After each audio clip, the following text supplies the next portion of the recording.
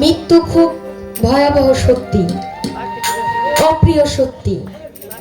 আমরা জানি মরে যাব, আমাদের দেহ ত্যাগ করতে হবে, আমাদের এই পরাণ পাখিটা বের হয়ে যাবে, এরপরও আমাদের চাহিদা ভোগ বিলাসিতার শেষ নেই। চলে যেতে হবে, এটাই সত্যি, এটাকে মানতে হবে। আমরা যেন একটু নরম হই, আমাদের হাত এবং মুখ থেকে যেন অন্য একজন মানুষ নিরাপদ থাকে, এটা আপনাদের কাছে আমার আকুল আবেদন রইল। আমার জন্য দোয়া করবেন, আমার মুখ থেকে এবং হাত থেকে অন্য অপর মানুষ যেন নিরাপদে থাকে, আমি যেন আমার এই মুখের কটু কথা দিয়ে কাউকে কষ্ট না দিই।